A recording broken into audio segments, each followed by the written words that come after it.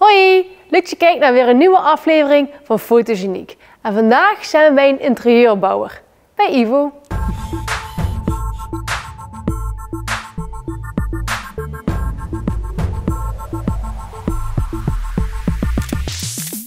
Hey Ivo. Hoi Lindy. Ja, welkom bij mij in de werkplaats. Hier doe ik mijn bedrijfsactiviteiten uitvoeren. Ja, dankjewel. Super tof. Ik kwam naar binnen en ik dacht echt, boah, super gaaf. Je ruikt gewoon het hout al. Echt heel gaaf. Maar wat doe je precies? Ja, ik maak voornamelijk maatmeubels. Dus ja, meubels op maat bij de mensen. Keukens, kantoorinrichtingen. Ja, noem maar op. Glaswanden kan ik zetten, achterwanden voor keukens, glazen deuren, douchewanden. Ja. Zo breed mogelijk en alles eigenlijk wat met interieur te maken heeft. Heel gaaf. Dus eigenlijk als ik je dan timmerman noem, doe ik je echt tekort. Ja, dit is eigenlijk echt interieurbouwer. Ja, timmerman, dat is toch wel ja, wat meer de ruwbouw wat ze doen. Kozijnenwerk, trappen, ja, echt het ruwbouwen en de verbouwingen. En ja, wij komen eigenlijk als laatste voor het interieurwerk, dus de afwerking, daarvoor zorgen wij.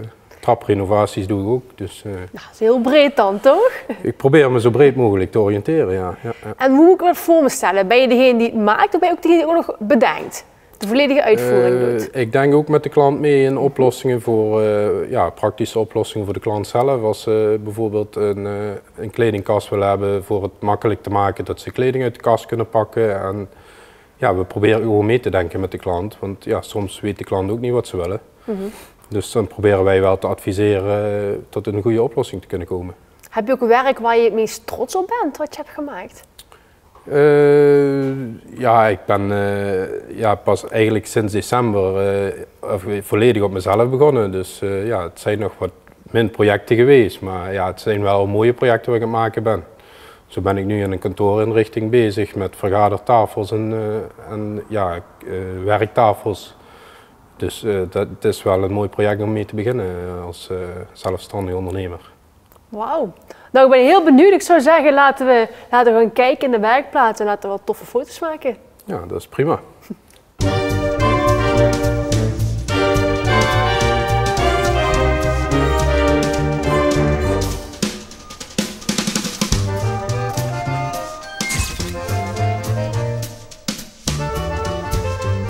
Ja, mag je die alvast aanzetten? Mag je bij de zaag gaan staan? Ja, alsof je gaat zagen. Maak eerst even een foto waar je nog niet aan het zagen bent. Ja, nu mag je gaan zagen.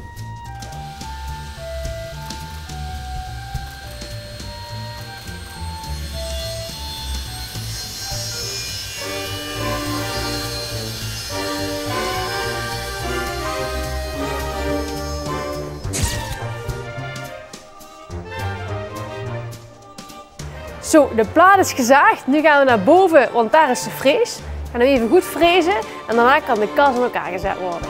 Dat klopt helemaal.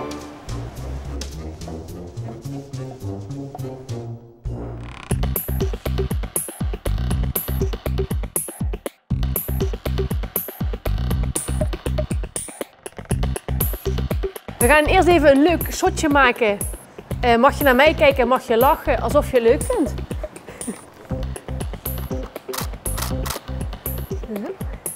Dan gaan we nog een shotje maken. Mag je de bouwtekening in je handen pakken?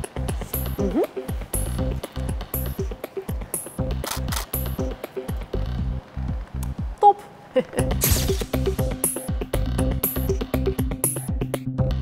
Dit is nog leuk voor de mensen thuis. De vorige keer heb ik ook gewerkt met scherpte diepte. Dat kan ik hier dus weer. Dus ik ga eerst scherp stellen op de freesmachine. Dan is Ivo dan wazig. En dan maak ik nog een foto ook Ivo scherp stellen. Dan is de freesmachine weer wazig. Dan gaan we dat nog even doen. Jij mag gewoon naar je freezer kijken. Zo, en dan gaan we nu nog één keer op jou scherp stellen. Ja, mag je naar me lachen, dat is leuk. Dan gaan we 3, 2, 1. En wat dan leuk is, bij dit shotje ben ik nog net zo over de plaat heen aan fotograferen om nog meer diepte te creëren.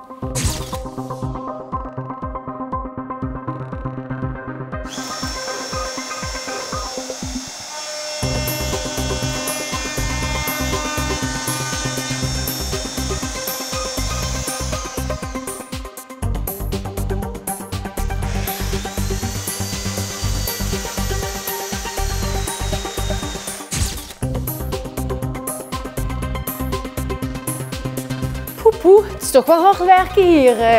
Overal stup.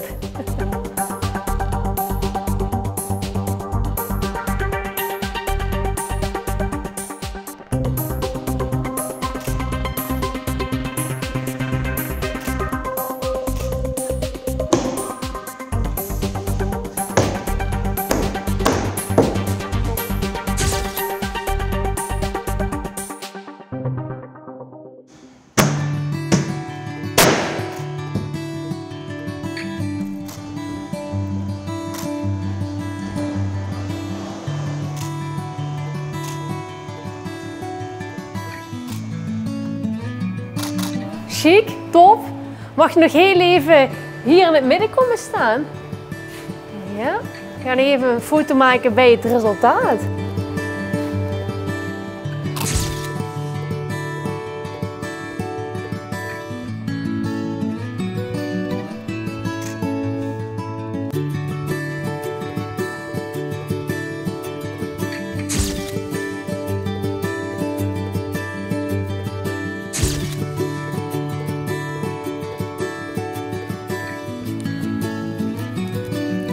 En dan komen we hier.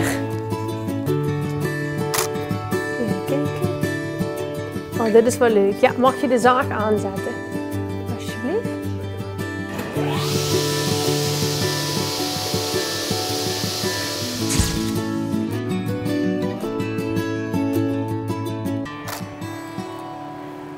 Ja, dat was hem. Hoppa. Ivo, bedankt. Graag gedaan. Tot de volgende keer. Ja. En ik zou zeggen, Leuk joejoe. dat je er was. Dankjewel. En we gaan terug naar de studio. Hoi hoi. Hoi, daar zijn we weer met de aftertalk.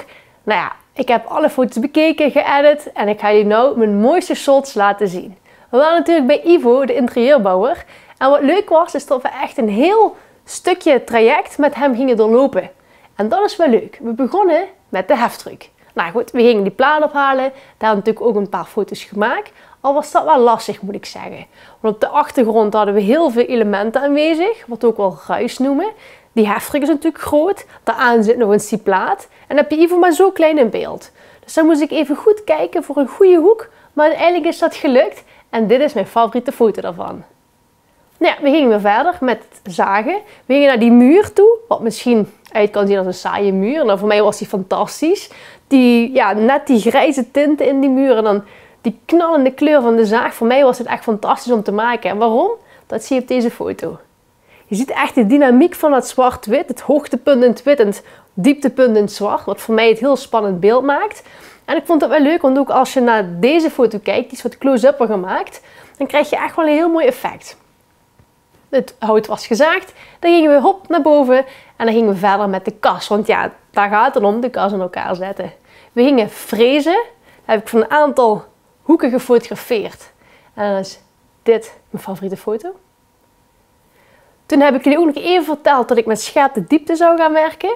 Bij deze foto zie je dat Ivo scherp is. En bij deze foto zie je weer dat het stukje frezen scherper is. En dan ben ik heel benieuwd wat jullie mooier vinden. Die techniek is trouwens ook voor als je kijkt en je houdt van fotografie. Heel leuk om het mee te spelen. Ook in kleur krijg je leuke effecten mee. Ja, daarna gingen we verder nog even de kas in elkaar zetten. Dan heb ik ook goed gekeken welke hoeken zou ik pakken. En daarvan heb ik dit weer als favoriete foto's gekozen. En op het laatste mag natuurlijk niet ontbreken een foto bij het eindresultaat. Nou ja, goed, we hebben het hele proces gehad. En toen dacht ik, nou, we missen nog één ding. Het portret. Gingen we nog even een paar shots maken voor het portret. Een paar dingen geprobeerd. We zijn beneden gegaan bij de zaag. Daar heb ik dit als favoriete foto van. En dan nog even het foto wat jullie van mij gewend zijn. Ivo mooi in beeld. Achtergrond zie je de werkplaats. En hij kijkt mooi in beeld. Nou, dit was de aflevering van deze keer. Ik hoop dat jullie net zo leuk vonden als dat ik het vond. Ja, het is even iets heel anders. Een hele andere wereld met het zagen. Ik vond het wel heel erg leuk. Het was wel wat stoffig daarna, maar goed hè. Dat maakt niet uit. Ik zou zeggen, joejoe en tot de volgende keer.